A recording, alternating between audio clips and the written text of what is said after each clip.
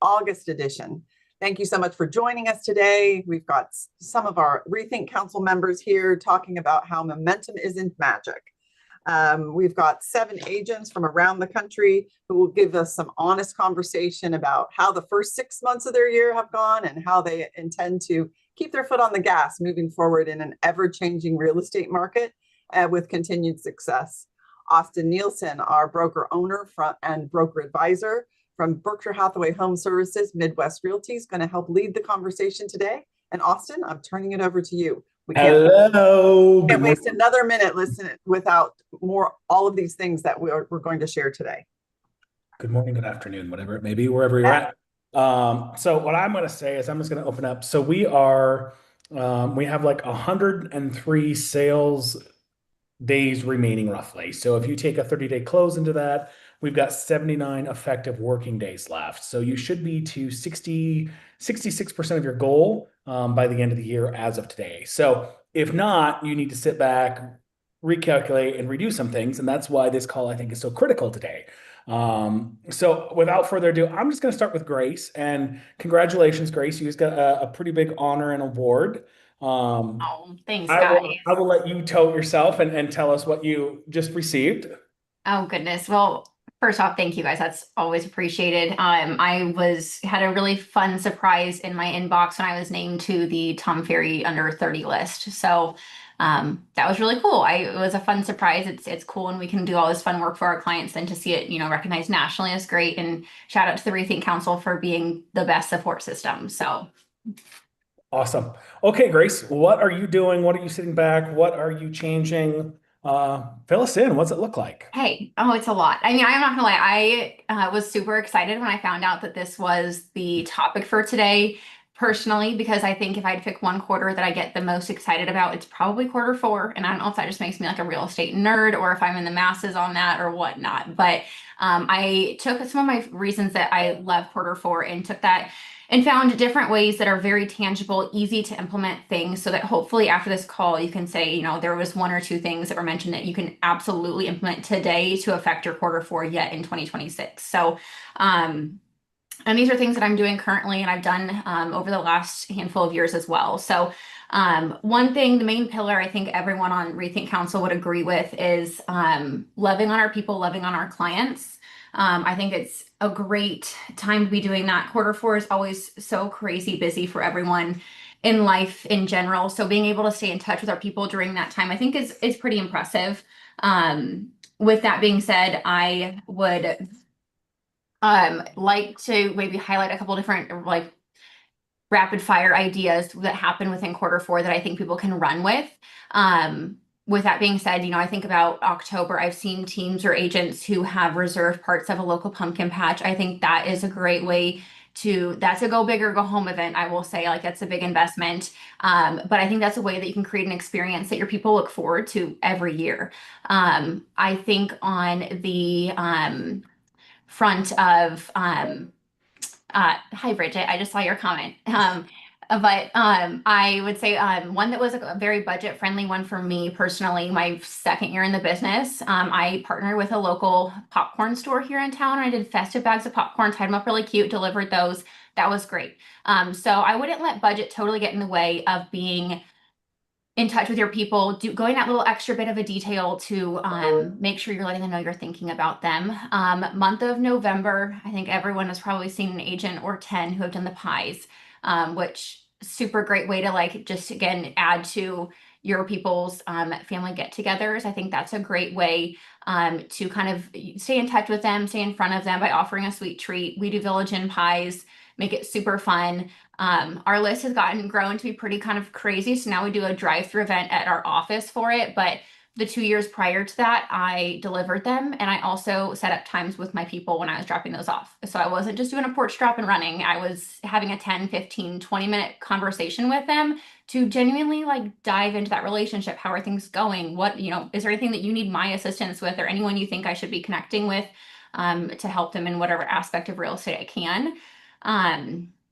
I'm kind of rapid firing, so just stop me if I'm Well, going. you keep talking about all these in budgeting. Do you budget? Do you track Mhm. your numbers? Do you think coming into 2027 and towards the end of the year, be Yes. looking and like all of you, do you think people should be tracking their expenditures? And if they're not, why should they be? Yeah, I think so. I will say, like, I was someone that, like, I put my head in the sand the first couple years of it, and I did not treat it like a business. I had a really like tough conversation with myself 2.5 years-ish ago of like, I really am the CEO of Buy and Sell with Grace. I'm the entrepreneur. I'm the one who's going to decide the longevity and the success of my business. No one's going to do that for me. So that was kind of an inner talk that I had with myself, but that had to reflect to my actions day to day. And I will say I'm someone that I have learned to hold myself very accountable. I struggled with that, not gonna lie. It's hard to sometimes put the mirror in front of ourselves and figure out what is not going so great. But also you have to make sure you do give yourself the shout out of like, this was so great this year. Cool. What can I make better for next year? And I put together, a mid-year review system for my team that we actually just got done reviewing. Which I know probably can feel a little bit like, ew, I don't want to do the whole review situation, but in my opinion, I'll share a couple like highlights from it and hopefully maybe it can spark some ideas for those of you who have maybe struggled to look in the mirror and say, hey, this has to change in order for me to go to the next level. Um, One of those pages is, scoring your business like a CEO, and it's simple yes and no questions. And I think my two favorite questions on it, one related to client experience, meaning would someone pay more because of your experience? Yes or no? And you don't have to overcomplicate it. It should be a rapid fire off the top of your brain. If you and your brain cannot say 100% yes, they would. How, why, who, what, when needs to change in order for that to be an immediate yes. You should be able to sit back and have a confident answer to that. A second one being marketing. Does your marketing create trust before people meet you? I think that in today's market, there's so many. I mean, not gonna lie, there's a lot of us out there, and no matter where you're at. So people need to be able to look you up online, on socials, whatever it is. And the social media that you're putting out there, the branding, like whatever you want to call it, needs to create trust before you actually sit down with those people in their home or on a buyer consult. So those are a I think couple I think questions. I've Yeah, said to all of you, you're all gas stations, and you can get gas at any one of you. It's the experience and the level of service that you can provide somebody that's going to bring them back to pay more for that premium fuel. So 100%. you're all Yeah. premium agents. So, Yep. like, not to cut you off, but I see Holly sitting there smirking and smiling. So, like, what are you doing going into the end of the quarter? Okay, so I think I'm one of the newest agents in our group, in our cohort this year. Less than 5 years, I'll tell you guys quite honestly, just over the 2 year mark. And I came from a business, I ran a fitness and nutrition consulting business for about a decade. And you can imagine that I'm working with people that they're trying to make big changes in their lives, right? So a big, and this was from my own personal journey, was learning about consistency. Something I've learned about consistency is that, and thinking about this topic of momentum, I was really excited about this topic for our meeting today, is that momentum is what consistency feels like over time. So that we're not experiencing those really big valleys in our pipeline, month to month over the course of the year. Yes, we're going to have certain times of the year where we're maybe doing more business, but how can we avoid those really big gaps, right? And so for me, what this really looks like is removing friction, and even more specifically than that, this idea of everything needing to be perfect. And sometimes done is better than perfect. And so what that looks like is I kind of thought about three, I guess, main pillars that I wanted to talk with you guys about today. And I'd love to hear what everybody else has to think on this topic. So one of the big ones is like stop reinventing the wheel. How can I remove friction? Some of those common conversations or questions that I'm getting, or so what this is, kind of a template that I've built out using AI to help me.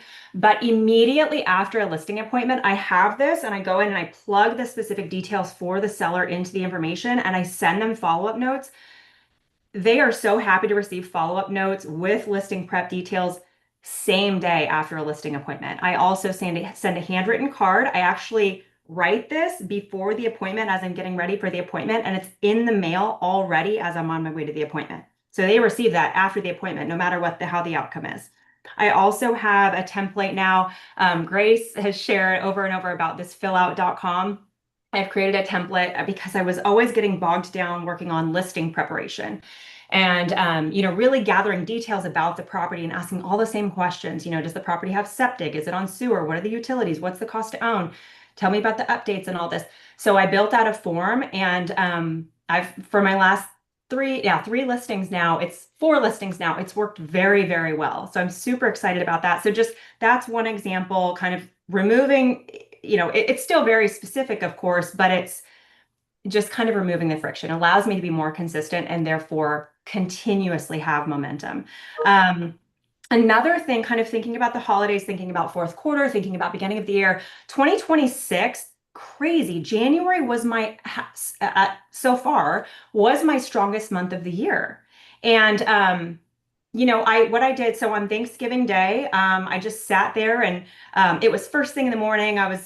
We were on vacation at the time, but I just made like a 15-20 second. I mean, I was like, in my pajamas. I didn't look perfectly polished, but I just sent this to everybody that I had a closing with. I sent it to actually a couple of people at my company, and just sent a 15-20 second, video message just saying, hey, thank you for being part of my year. You're amazing. Hope you guys have an awesome holiday.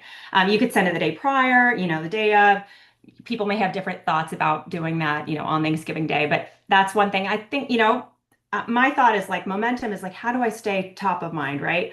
And not be perfectly polished. And then the other thing is something I'm very active on social media. It is helping my family. It's helping my business a ton. I think a lot about when I'm creating, coming up with ideas for content is questions I get a lot, like conversations I'm having, a lot of those similar questions or things that one of the topics is VA assumptions. I have closed several VA assumptions for buyers and sellers. I'm very familiar with this process. I've worked with agents on the other side that have been doing this for 25 years and they were unfamiliar with VA assumptions. So that was really neat. I got to walk them through that process, as a cooperating agent. And so that's a topic that, I could talk for hours about, honestly. So as I come up with things, I just have you probably, maybe a lot of you have just a running list of, notes on your phone or somewhere where you just brainstorm and jot down ideas. That's one thing. Instead of like I truthfully don't have this really detailed marketing strategy plan timeline thing. I may one day, but right now it's about being consistent, which allows me to keep steady momentum. So you're does that being make sense to genuine. anybody? You're being genuine. Yeah, trying to. Yeah. So, Ambre, as we were getting on the call, you were talking about you're having someone remove friction at night or you're doing something. Yeah, so recently I was like, I need to get better systems in place so that I can keep on growing, keep on moving forward. And how does this look? Because if I'm trying to do everything during the day and a lot of transactions I had last year with top producing agents, I started noticing the times that I was receiving responses and when I was receiving emails and just kind of how things were being documented and sent. And I was like, oh, I feel like this is a schedule send. I feel like they had this prepped and it's ready to go. And how does this make sense? So I was like, I feel like I'm at a point that I need an assistant, but not a showing assistant just yet. I just need someone that can help me on my back end, kind of get to my notes, get to my to-do list that I can't get to all day long, but also I don't think I need someone during the day. So I ended up finding a relatively close friend that has 2 children that was completely open to doing 10 hours a week for me. So 2 hours a night. She comes into essentially my notes, into my templates, starts drafting, going through what I need, starts scheduling, kind of. Implemented Plod last week too and tagged my Gmail to it, tagged my Canva to it. And we're kind of learning and growing together in that sense of what can we do with AI that she can do as like my nightly cleanup, my nightly tidy up of what was I not able to do, what can I get to with her kind of drafting, getting it started for me, that when I wake up in the morning, it's like a fresh page of, okay, this is where we're starting. This task was completed, this was not, but here's, you're okay to give. So that's really been beneficial to me because I'm able to also drop ideas in and she's able to kind of run with them and say like, hey boss, need approval on this. Is this good to go? And I mean, it's been great. That's awesome. Brian, Howdy. you're being real I quiet have a for lot being to say, and 15 it's years nothing in real about what I estate. talked about last week on our prep call. Like I've got all new material, so I'm just gonna run with it. Well, Um, hold on. I saw you posted a photo from high school. It was like a senior photo, 15 years of real estate is like this month, this week. I got licensed in August 2011, 15 years ago. Congratulations. And thank you. And it is hard to believe. Time flies when you're having fun. My husband told me, I showed him the picture. I don't know if he was, his first thing was like, you look like you need to be home by 10 p.m. I said, I'm still have to be home by 10 p.m. because I'm tired at night. But anyway, but no, I'm celebrating. And so I am doing one of the things I'm doing at the end of this month, and I think would be a great idea for any agent. School doesn't start here until after Labor Day. So, I mean, that's a different thing. But if you could do a back to school, end of summer ice cream social, summer celebration, I'm having an ice cream truck at one of my listings during an open house. And I'm also tying it to my 15-year anniversary in real estate. But I feel like this is something that you can go with and, have an event that then you're seeing these people literally right before the fourth quarter. That gives you an opportunity to follow up with them afterwards. It gives you an opportunity to reach out with them about, business that may be coming down the pipeline instead of waiting until. I know a lot of people will do holiday events and this and that. And to me, like December just gets so busy. The days are short. I don't want to leave my house at 5 after it's dark at 4:30 p.m. I think the end of summer is going to be something new that I'm trying this year. I did do a pumpkin patch previously, but I think this might be my thing, and I think it would be a great idea.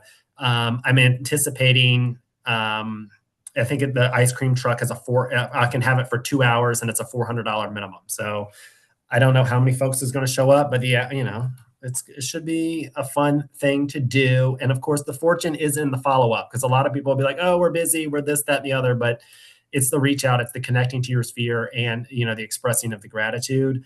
And I will say, as far as with the expenses, I know Grace was talking about the thing, then it's like momentum feels expensive before it's profitable.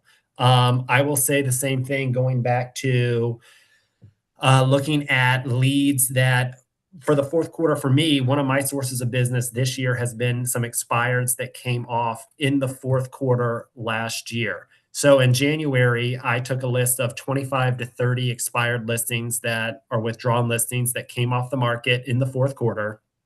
I had not reached out to them during the fourth quarter. I take that back. I started in December. I sent a little holiday pop by, with a wrapping paper and whatnot, and then a Happy New Year message. But I really started going big after them in the new year because a lot of people that expire, they are on a timeline. They've got a job. They'll rent the house, this, that, and the other. But there's a lot of people that are just like looking to downsize. And yes, they wanted to do it in 2025 or 2026. But, if you can go after them in 2027, that has been a very helpful thing. And so when we talk about the expense before you get the profit, I will say that Chalk Digital has been a huge thing for me in the things that it does in Resource Center and making sure that you are they see that you are literally everywhere when they're on their internet, when they're on the phone. I also have used the Sage CRM, and I think we call it something different now. Agent CRM. Agent CRM. Okay. All right. Thank you.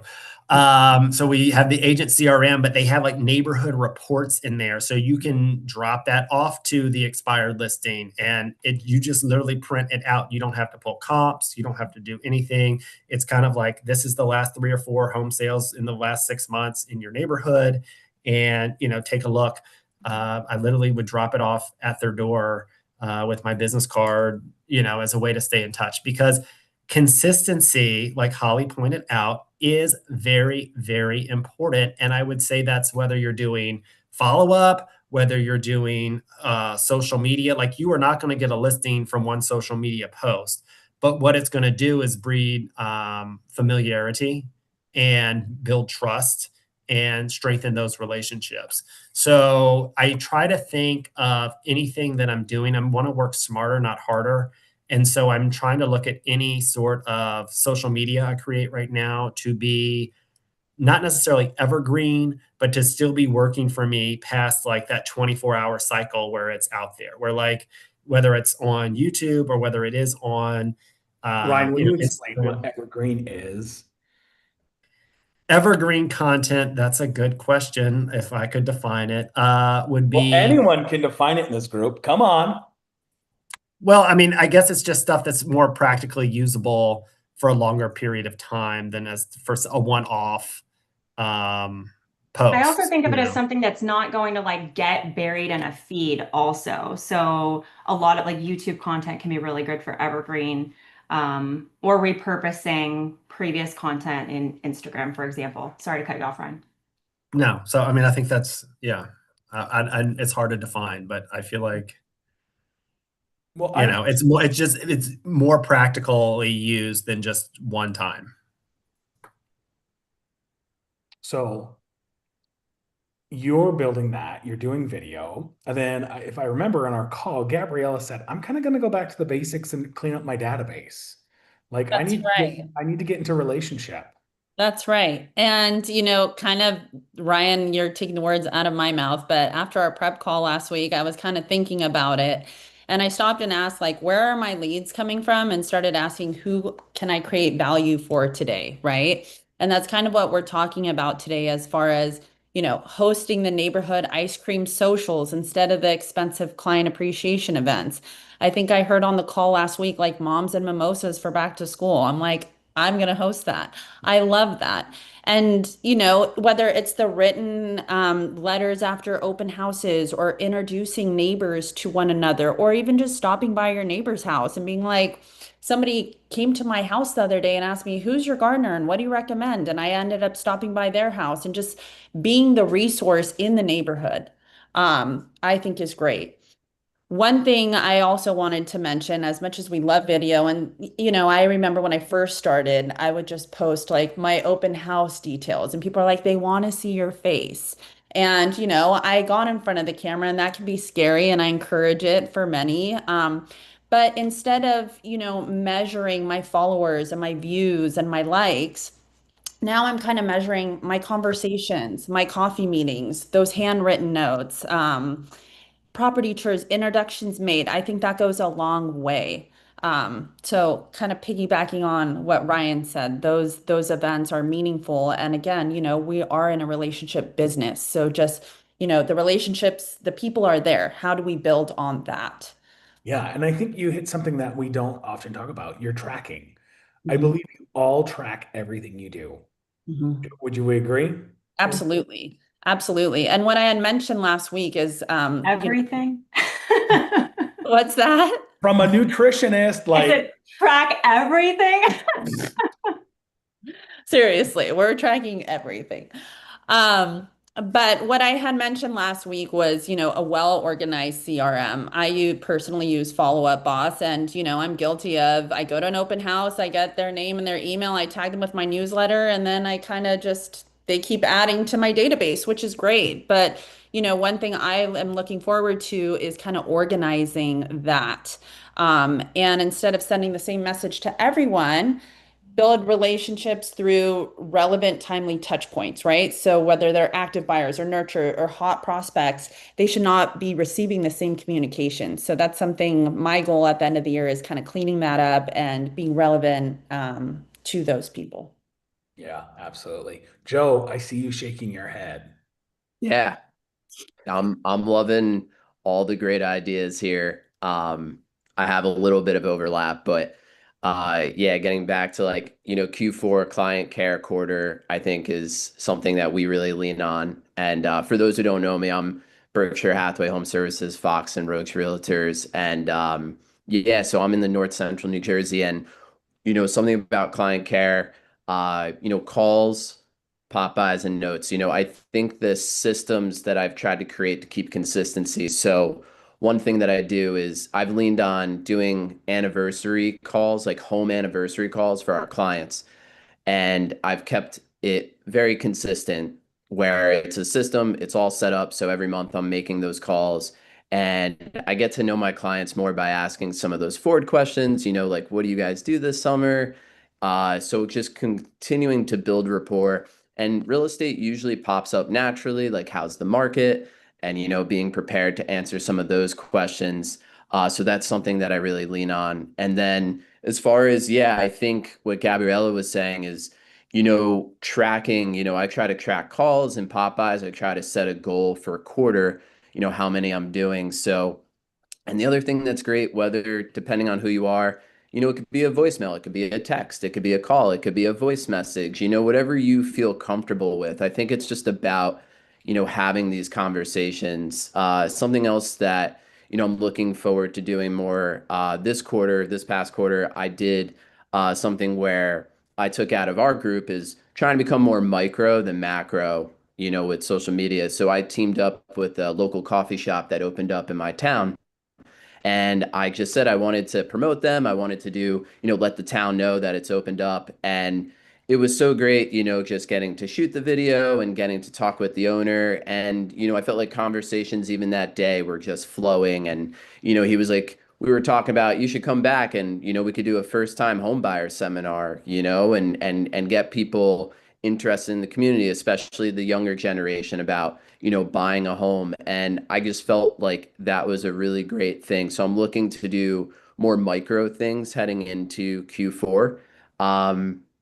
Yeah, I think, the overall thing too is there's so many ideas here. So I think like, just trying to grab one, two, three, and being consistent because there's so much information, there's so many ideas.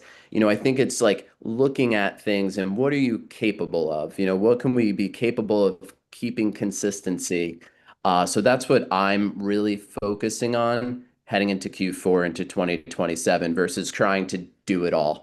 Awesome. I love that. You all have your value figured out. It's how am I impacting and changing someone's life through the touch of myself? And how is that helping me grow my business? Mandy, you've been really quiet. No, I'm just patiently waiting. And also I want to make You sure don't I'm have to wait, just so you listening all know, well. you can all jump in. I So know. And it's like you said, I think this is an interesting time of year. I love the 66% statistic that you said, right? You should be 66% to your goal. It's just a good self-reflection, even if you don't necessarily have like some astronomical goal financially or how many people you want to take care of. I think it's just a good level set time in the year for everybody. So I love hearing, again, kind of a refresh of what people are doing this year versus last year and all of that. For me, three things. I think warm follow-up has been something I've heard consistently rather from Joe, Gabriella, right? Grace, you're mentioning kind of events and things like that. You too, Ryan. And for me, in order to stay sane, I've really tried to coach myself on focusing on what is right in front of me. And that is almost like an Excel spreadsheet version of warm people that I'm working with, right? So even to the level of have I called them this week? When was the last time I talked to them? Making sure that they're not getting lost in the process. Maybe they're not under contract. Maybe we're not actively looking at homes, but they're interested. They've raised their hand and they said, yes, I want to buy or sell in the next 3 to 6 months. And I need to make sure that I'm doing my job to let them know that I'm remembering them, whatever that looks like. So not just, my sphere that maybe I've already worked with in the past or, have actively referred me to somebody, but these people that have come into my real estate world, I'll call it, right? Maybe they already are a friend or a colleague from a previous life, but that's been huge. So using tools like our postcards through some of our BHHS marketing, center, going to BHHS Resource Center and really looking at all the marketing tools I have available to me, working cohesively with someone in our marketing department to say, how should I be using this better? I did hire an assistant, thanks to Grace and many people on this team about 3 months ago. And we're getting to that 90-day mark now. And so going back and reflecting with her and asking, hey, what gaps do you see? Where am I not utilizing a newsletter where I should be? Should our branding be different? Is it consistent enough? Do people know it's me or do they think I'm just Berkshire Hathaway, right? So kind of figuring that out, but being very consistent to everybody's point. I'll use that word again. And creating the momentum there so that it's a process, number one. I love, Amber, you mentioned that. You're getting really good, it sounds like, with perfecting that with Claude. So maybe I'll lean into that. I've got some notes here to pick up on that. And then two, education. So once they are in, especially buyers, educating them, making sure that we're pre-qualified, we've got a great lender, what type of loan are they going to have, what are their numbers, what does their payment and closing costs look like. So when I am ready and they are ready, we are writing offers like very quickly on things. And that's really helped my momentum with my buyers. On the seller side, I think for me in my sphere right now, the people I'm working with haven't sold in a while. I'm actually working with a couple right now. It's actually an outside referral to a BHHS agent. It's a 40-year home in Virginia. Not your part. Don't worry, Ryan. And so anyways, and they haven't sold a house in 40 years, right? So they just don't know what to do and they want to buy a house here in North Carolina. So from a consistency and momentum standpoint, it's about educating and working with both seller agents, listing agents, as well as, sellers to say, hey, this is how long it's taking typically. Have you asked your listing agent these questions? What is their, knowledge of the market? Have they told you how long it takes to sell? And then locally, obviously doing the same thing, and really process mapping, I would say, consistently. So using tools within our BHHS marketing, number one, two, kind of figuring out where they are in the process, and then three, just executing based on their needs and creating those project plans has been huge for my momentum. And it's kept people in flow, or I call it on the hamster wheel, right? Where you're at least, feel like you're doing something and not just spinning. Because this is certainly a seasonal business, I think, for everybody's markets in different ways, even if they're not the same seasons. Does that answer your question, Austin? I know we're all covering some different things. Absolutely. Because here's the thing. We're not reinventing the wheel. We're just getting more precise on what we're doing on the wheel is what I want to say. I often say you have to get uncomfortable to get comfortable. And I will say that all of you are getting uncomfortable to some degree. Ryan, you're doing more video than you've ever done. Ombre, like you did your Little Tykes like house. Were you comfortable doing that, or was it completely uncomfortable? Completely uncomfortable. And I was like, we need to do it. We need to start being purposeful in what we're putting out on social media, because the big difference too is I want people to know who I am before they meet me. And so specifically on my Instagram too, I have a get to know me, start here, who I am. And like my who I am shows my horses, shows my other half, shows my dogs, like shows what's important to me and my why of why I do this. And so kind of getting out there, doing different things like that one, the Little Tights one gives you a laugh and it shows you personality that like we're going to have fun when we're looking at houses. Like this doesn't have to be an uptight experience, but like I will be that little angry agent that you need me to be to fight for you. But like we're going to have a good time. And I think getting that out there, people are talking to me about it. They're like, hey, have you sold that little house yet? And I go, which one? And they're talking about that video. So it's just getting out there and doing different things and still being like genuine to you and kind of breaking out your shell and saying it's okay. And like people are going to talk about you regardless. So you might as well make it fun and good. Well, and that's what's Ombre, that is really neat because, Austin had mentioned about being genuine, being authentic, but it's really going to benefit. I mean, it's going to benefit your clients more because if they're looking for somebody like you, you're showing up online the way that you actually are. By the time that you actually meet in person, it's a great, you're in alignment. It's going to be a great fit, a really solid experience. And that's going to benefit your quality of life and your longevity as an agent as well. Agreed. 100% agreed.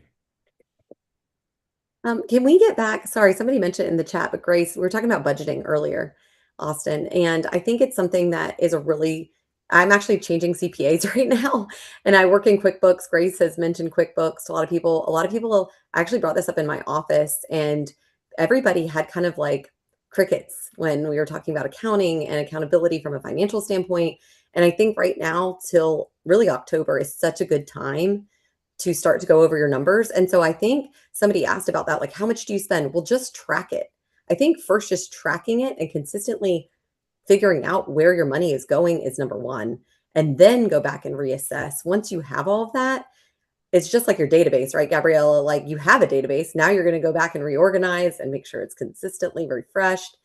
To me, that's huge because I've lost more money this year even though I've made more money, I've given away, I should say, more of my compensation than I did last year, even though dollar for dollar, I'm up in my GCI and I'm up in, my overall sales. So it's just interesting, right? And you put that on us as a Rethink Council last year to reflect on those things. And it was a good mirror. And so now to sit back and have a little bit of perspective on that has been very helpful. I'm a firm believer that we have a lot of amazing agents in the United States, but some of these top agents, their P&Ls are so bad that they might make $1.5 million and they might only net $150,000 to take home. So the fact that you guys are talking about a budget and doing a budget and looking at a budget, I think is critical.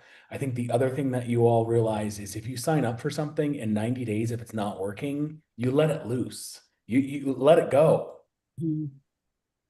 Yeah, I agree. I think the budgeting stuff, it's scary. It's overwhelming because again, that going back to like you are the CEO of your business, no one else is going to sit here and review your month over month what is on auto pay that you don't think about, like those subscriptions you sign up for and you're like, oh, $100 a month, and you don't think about it until you get to the end of the year and you've spent, $1,200 on it. Could that have been a better ROI elsewhere? I definitely think if you don't have something like a QuickBooks, invest in that. That is 100% going to pay you back in your business.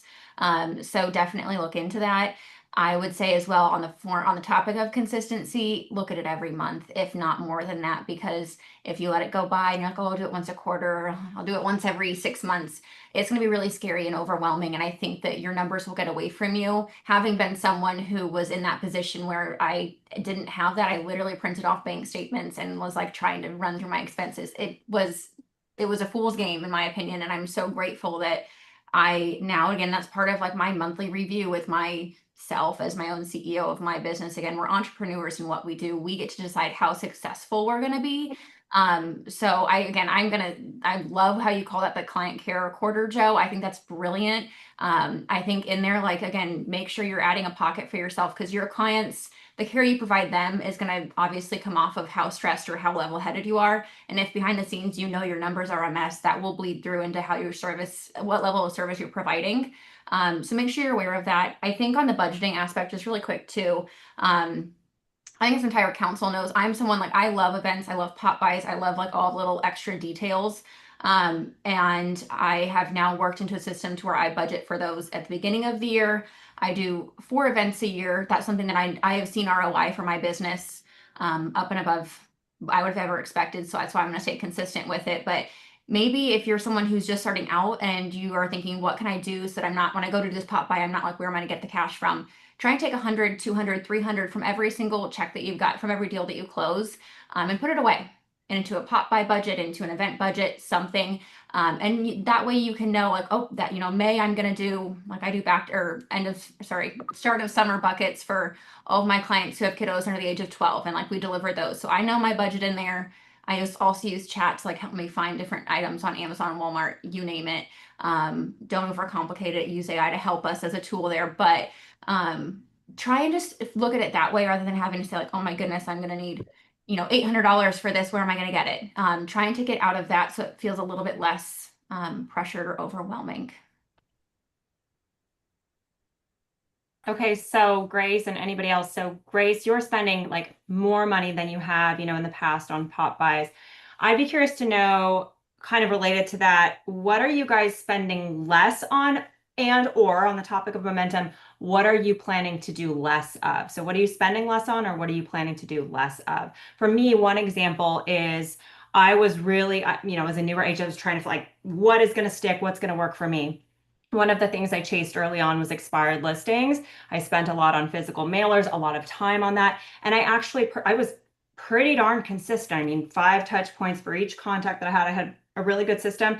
And then for right now, at this time, I've decided to focus more on, I'm investing more in social media because that's a really strong pillar for lead generation and sales conversion production for me. So what are you guys, I'm planning to do less right now, at least, in this market where I am in Northwest Florida. What are you guys spending less or doing less of going forward? Great question. I have reduced the amount of mailers that I sent out. I did have, like I told, I had that list of 25 that I went after, and they got a piece of mail from me each week for like 3.5 months, whether it was a Happy Valentine's Day postcard, or whether it was my, just listed for another property, or just sold, or a letter that had something in it. But I have stopped. I used to send out like to the whole neighborhood, 250 just listed. Right now, I just do the street. Like if you can see the house, and sometimes I'll just do the door hanger, and like, but I mean, a lot of times I'm happy to send out to the street where they can see, but they see my face on the sign, then they'll get my face in the mail. And so that has been, but you can run digital ads for less than, the cost of a stamp with Chalk Digital. It's still 69 cents a contact that they make contact with. If they don't make contact and see your ad, you don't pay. And a stamp right now is like 88 cents. So that has been something where you can upload like the 4 streets or the subdivision or whatever and run ads just listed to that subdivision. So I've shifted the budget into digital, whether that's been a boosted, social media reel, or whether that's been on Chalk Digital. I've just really tried to embrace that, because the Postal Service, I mean, I looked last year and I think I spent like over $8,000 in postage in 2025. I might say it was closer to 12. That's not like, I mean, but here's the thing, that's less than like $800 a month. I mean, if you're doing a mailer and you send it to 250 just listed, just sold, each listing, that's 500 pieces of mail.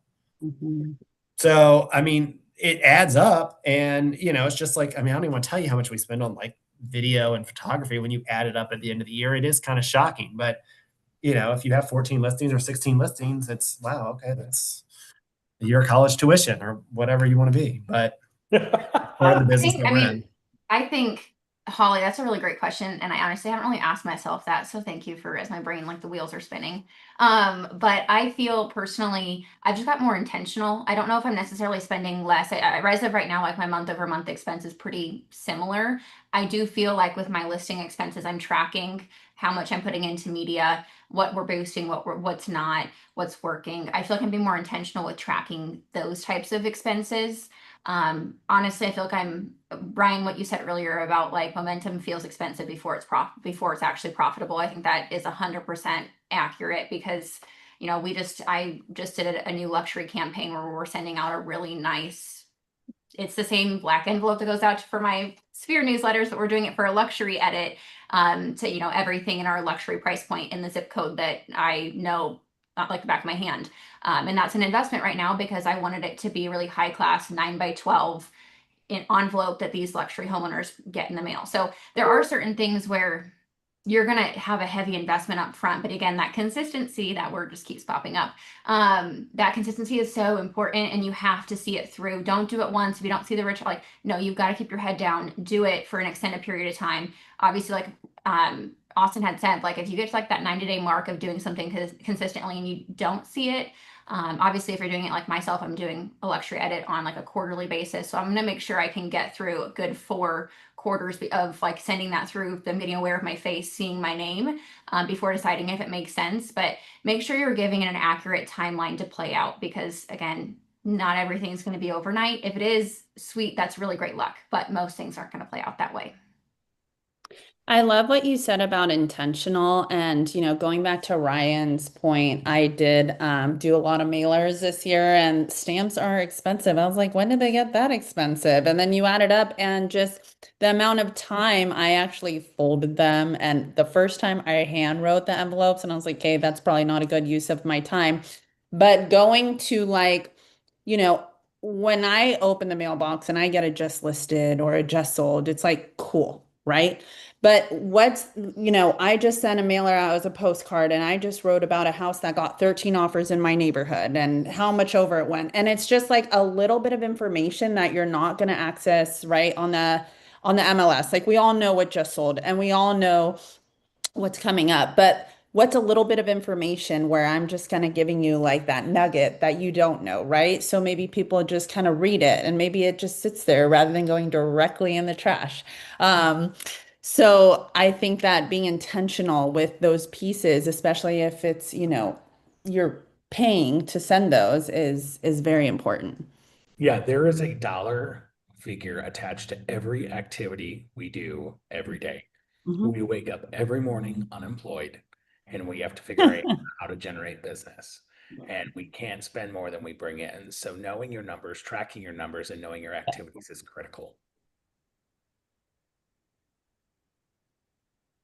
Austin, so two things I was gonna put out there that are like cost zero besides your time. But I think anyone and everyone, no matter how new or veteran you are, I think I would challenge everyone to do. In the month of November, I know phone calls can sometimes be a little bit uncomfortable for people. I know for me, those who know me, I don't come from a sales perspective. That's just not who I am at my core. But I knew that phone calls were important. Probably we're going on year 4 that I do this with my team, but we call them gratitude calls. Or that week of Thanksgiving, instead of our normal Monday team meeting, we scrap it and people come with their list. And I tell them that list should be the person who's referred you to their mother, brother, sister, cousin. It should be the person who shares every single Facebook post of yours. It's the person who wrote you that really nice card that you had a transaction with. Give them a call, not any ounce of an objective of sales or real estate should be involved. It's simply calling and saying, thank you so much. If you don't know, I want you to know how much your support means to my business. I would not be here without you as a part of this family, of the Buy and Sell with Grace family, however you frame it. But I will tell you, you will walk away with like a really full heart. But I know that every single call that we do every year for those gratitude calls, everyone has a different perspective on phone calls after that, because it comes down to we're providing value. We're solely calling to hopefully brighten their day. And I think it kind of helps to see people in that light, and it costs $0 besides your time. So What about your makeup that's running? You can't tell me you don't make those and cry. oh my God, trust me, our team out last year, it was like, we just came in no makeup. We said it's not even worth it. So, but no, you really like everyone's like, wait a second, you're taking time out of your day when it's probably one of the busiest weeks of the year as far as everyone's lives, getting things ready to go, and you're calling me to say thank you. Like, people are like, I get goosebumps thinking about it, because it totally, we deserve to have that like little bit of warmth, but it's even better for our clients to get that phone call of like, thank you. And knowing that we all genuinely authentically mean it. Second quick little tidbit would be write a personalized card to the agents you did a transaction with this year at the end of the year. And point out something that's very much so personalized, that, if there's an agent that taught you something about a system that you're like, oh my goodness, this is gold, I'm going to run with this, thank you. Or like, hey, I just appreciate how level-headed you'd stay when, got a little bit rocky there in inspection negotiation, yada, yada, yada. I think any agent, no matter how new, or if they've been doing this for 30 years, would genuinely appreciate a handwritten card that, again, costs you $0 besides, I guess, the card itself. But I think that would go a really long way, because our agent reputation is something that has to grow with us as well, not just with our clients in the public eye. Those agents are our clients too, in a sense. So making sure we're saying thank you for their time and their expertise to work through those transactions with us. Grace, on that point where you're reaching out to other agents in the area, Ambry, can you circle back and just share your little strategy that you've been doing to build your name in the community, but also to get some referrals? Yeah, so recently, I guess it's actually kind of filtered back to when I first started in 23. Like, I just started making connections with other agents. So regardless of how transactions went, I would go to coffee with some of them. I would go to lunch with some of them. I started to build friendships with them. Some agents too are newer. Some agents are more experienced. You don't know where everyone is at with their career. You don't know if they need to lighten their load sometimes and a client just isn't seeming to be the right fit for them, that they have now made a connection with you, that they might send you a referral because they know you're going to be the better fit. I've kind of focused on lifestyle properties too, being able to have that little niche, being able to meet with these agents. I just had an agent call me today that said, hey, I just got your phone number. I hear you do horse properties. What can you tell me about them? I've never done one, and I've been in the business for 22 years. So it's about creating those relationships that, they might start working with that client and say, hey, I don't really feel like this is the best fit. I feel like I'm calling you a lot. Can I hand them off to you? I know you're going to take really good care of them. So I think building these relationships is really important because now you also have a whole different sphere of what do you think of this idea? Did you go to my last listing? Can you give me some updates on do you think this marketing worked? And you just get different perspectives and different viewpoints, but you're also creating a whole nother group that are your people. Mm-hmm. The reach Any out is great- key. No matter Yes. who you're reaching out to, right? Yeah. We have a question in the Q&A section. How can we become more intentional with door hangers? Is there a specific type of people of houses that it works better for? So I think they're looking for like a particular type of neighborhood or a particular price point. How many of you use door hangers? Ryan and Mandy. So this is your question. Go ahead, Ryan. I would say I do use them in, places that where it makes sense. Like you can easily distribute the door hangers like on the streets. Like, I mean, for homes that are more rural or, a lot of times like townhomes or whatnot. I mean, I do try to make sure there's not a no solicitation policy in the neighborhood because I have unintentionally violated those before and had to ask forgiveness. But I like it because, you can print 100 of them for a lot less than you can mail 100 houses. I do not go and, try to walk, a marathon by passing them out. I do try to stick to, that block, a street over each way, that type of thing. But it certainly is a way to be out. And I will say that maybe the momentum builds since we're talking about that. It's like it's not just one big breakthrough, all of a sudden it comes. It's these small things you do that compound. And so like you, for example, like you will be out passing out, you will meet the neighbor who's walking their dog, and then you can tell them about the house. Well, they'll tell you that somebody else is thinking about selling. And I will then ding, the radar goes off, and who do you think is going to get, some mail from me or another pop by, like intentionally, like, knowing of what's going on. So being out and about certainly helps. And so I just think it's kind of like you can meet people, to chat with people, tell them what's going on. I will do it maybe not necessarily as a just listed, but like, hey, here's my open house invitation. You can spin it different ways. I think Joe told us one time he was doing something about like letting people know like, hey, it's, like we're having an open house on this time, like forgive us, like if, parking's tough or whatever. There may be some people parked on the street, it's kind of like alert, like type thing. So Yeah. I coined it as please excuse the traffic. So I'd put like right before the open house or an hour before. And if a neighbor was home, it was a nice way to connect with them. Like, hey, we're having an open house from 12 to 3. Like, feel free to stop by. And on the back of it was just some information about our team and how we came about. And yeah, that was a good mailer for us, a door knocker. That's all mine too, is event based. I don't do just sold or anything else. That's what I put it on. And I try to do like the day before. And I think, Grace, you're really good with pop buys. It's for me, it's almost like a forced pop by with a non-client, right? Like if they happen to answer the door or their kid or their dog or barks or whatever, you kind of apologize and introduce yourself and just kind of let them know about your open house, whether it's hanging it out or not. Or if they have a Ring doorbell, sometimes that'll go off and you like, introduce yourself on the Ring camera. And then they always have your information after that. Because everything gets recorded now, right? So good or bad. It's certainly something that I've utilized for open houses specifically, not anything else, really event based, so that you don't get that nasty gram, I guess, from the HOA. I have had those with my signs before, so I do know what that feels like, Ryan, but not from door hangers. I'll share one on the door. Oh, go ahead, Mandy. No, go ahead. Oh, I'll show one of the door hangers. I was digging around looking for it. I've got a couple of just marketing artifacts. This one's not a door hanger, but it's similar. This is a mailer that I did. Not all homes in Destin are selling, but this one did. And basically what I did is I just told a story. But the reason I share this is a program that I use pretty often. It's listing leads. It's Jimmy Mackin's listing leads, and I kind of take his ideas and adapt them to what I need.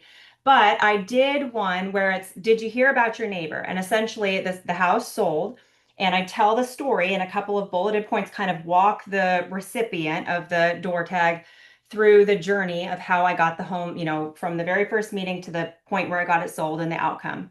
And this specifically, I mentioned the door tag because it is in a neighborhood where I currently have my 7th listing in there. It's just a little townhome community, but that just kind of a different direction from the event based, and it did pretty well. So the thing is with the door tags, you do have to go around and, you know, might run into some issues with soliciting and all of that. So I just want to piggyback on what you said, Holly. That tagline, have you heard about your neighbors? It captures their attention more than just a just listed. And I think everybody's nosy.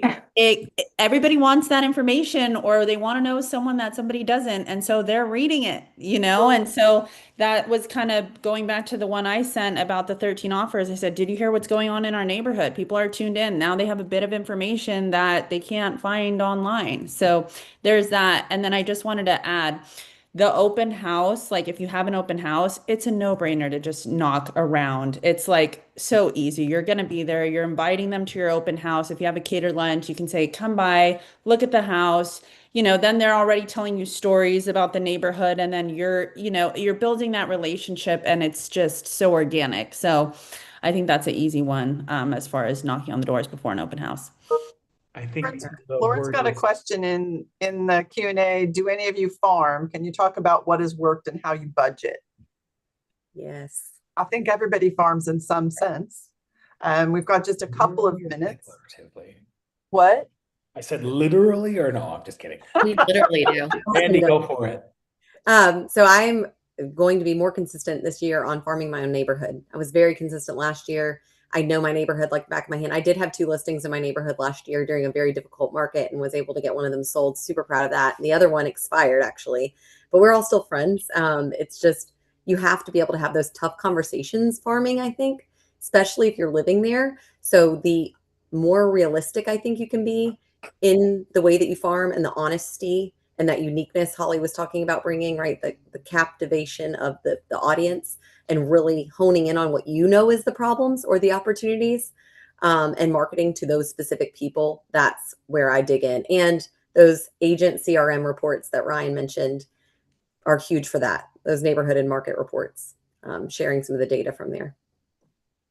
I use farming to, I mean, yes, completely. Like I want to know where my next listing is coming from. I mentioned the townhome community. I've had 7 listings in there. I have another one. Started out with a friend from my daughter's gymnastics class. She tapped me on the shoulder, asked if I was a realtor because she heard I was. And that was back in November. I sold their house, very, exceeded their expectations, and currently have my 6th listing coming soon, all essentially on the same street. I know we're running out of time, but yes, I really like the listing leads letters. I try to stick with what's consistent, and I've kind of adapted them to my needs, but yeah, that's been great. Just to kind of like rally, bring it back to like that momentum of like, what are we doing in Q4 to like refine business? I was just going to throw out like a couple of questions that I think are helpful for anyone's business, no matter new or veteran we are, but a couple questions I would recommend asking yourself. If you doubled your business tomorrow, what system would break and why? Analyze that and really like dive deep into what you can do to fix that. If someone shadowed my workday, would they believe my priorities match my goals? Meaning, are you aligning your schedule with what you actually want to achieve? Are the tasks that you're doing worth your time, and are they bringing the ROI they should? And lastly, marketing wise, do people know what you sell, where you sell, and why you are different without having to even ask you? So those are 3 questions. I know we're wrapping up. I just wanted to throw out there, it was very impactful for our team when we just reviewed it recently, and highly recommend just give yourself some time to think on that. And I think you'll see a lot of different improvements that you can make pretty quickly. I agree. Well, everyone, thank you. I think you guys dropped some golden nuggets here. We are in the final stretch of 2026. It's hard to believe 2027 is going to be here before we know it.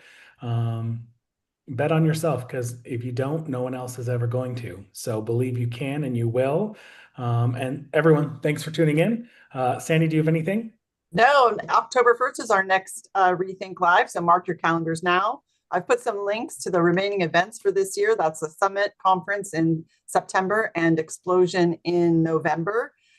So please join us if you can. Those are great events and a great opportunity to recharge. as we head into 2027.